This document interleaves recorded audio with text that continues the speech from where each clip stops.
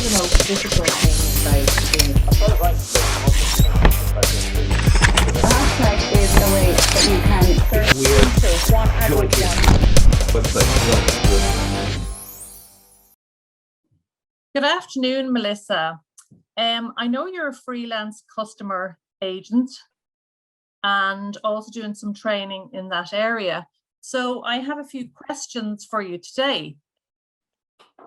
Great, so okay, fire away. Okay, so now that the UK has left the EU, what implications that have for Irish importers and exporters?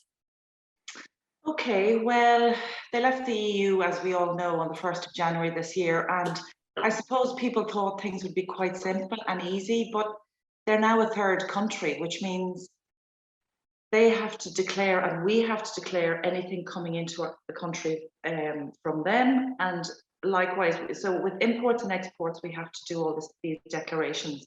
Now, it sounds quite daunting, but in fairness, there is a way around it, and businesses need to get on with their livelihoods, and this is what I kind of promote. So it is possible. They tried to circumvent it, and businesses have thought, listen, can we deal with other countries within Europe instead of the UK? But that's not happening. So basically, it's a case of declaring all the goods that are coming in across the border. And there are people like myself, customs agents that do it, or people can have the agents in-house if they have the resources. And with regard to this, you would have things like, you would have to have very detailed invoices that the UK, your suppliers in the UK would need to give to you, or vice versa with them. You'd also have commodity codes attached to all the goods. You'd have to know your goods of origin. And also you need to have your transport details in order to be able to have to put this process in place. But as I said, it's not beyond anybody's capabilities. It's just a new learning process. So I hope that's helped in some way. Okay, Melissa, that's very interesting. You mentioned commodity codes. What are they? Okay, well, every item, every good in the world, everything has a commodity code attached to it. And in the main, the first 3 digits of or the first 6 digits of that code rather would be globalized. So everywhere in the world would have the same one. And then it can extend out to 10 digits for imports or 8 digits for exports. But the thing about it is that everything from a button to a combine harvester, the commodity code explains what that is.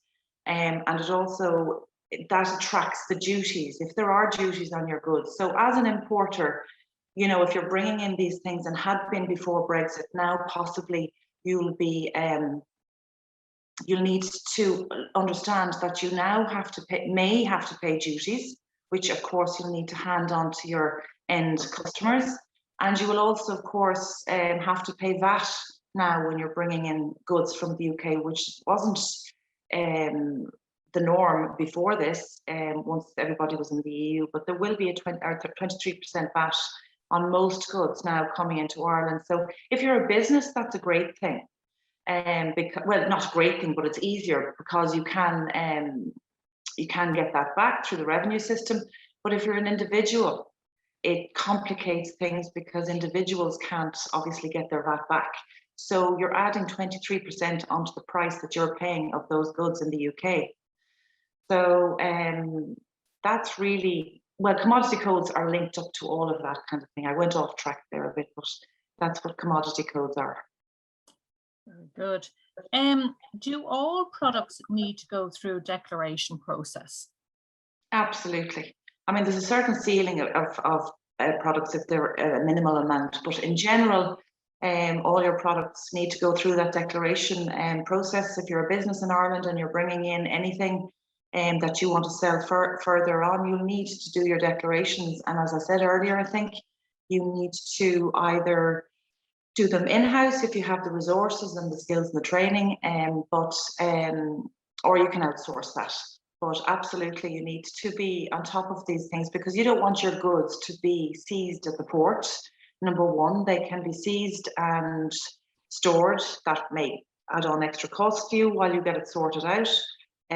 Or else also they can be destroyed, which is something you definitely don't want, and you'll still have to pay costs on that. So the declarations that are now in place between the UK and Ireland are an absolute must with regard to imports and exports. And another very good question is, how can a business complete these declarations?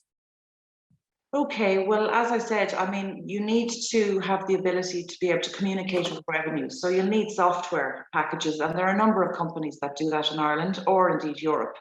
But also you will need the skills and the training and the experience and knowledge as well.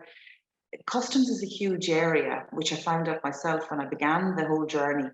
It's not as simple as it seems, filling out forms. There are an awful lot of coding attached, an awful lot of acronyms attached to all of this. So you really need to get into the nitty-gritty of all of this area, because it can be time consuming and you don't want to be toing and froing. So you need to know that your invoice is going to have all of the information you want on it. You need to have then, as I said, the software to be able to input the declaration and the knowledge. So you do up your declaration and then you send that into revenue, and revenue come back to you with a routing. Hopefully, if it's rejected, there's a problem with the declaration, and that's where you need your area of expertise needs to be fairly up there, so that you know what lines to take, what issues have gone wrong for you. But so then if it's not rejected, it comes through then with a green routing, which is all good. Goods are ready to come through, happy days. It can have an orange routing, which isn't the worst in the world. They may need just some extra information on the goods. Possibly you left out an invoice, or you left out a health cert if the goods are agriculture. Or they could also give you a red routing, which is when they want to do a physical check on exactly what's in those goods or in those trucks coming across. So was that clear for you? Melissa, that was very interesting and very, very informative. Thank you. Kind of understand a little bit more about it. It did seem a little bit scary, I'm sure, for people, but that has really explained quite a lot. So thank you very much. You're welcome, Julie.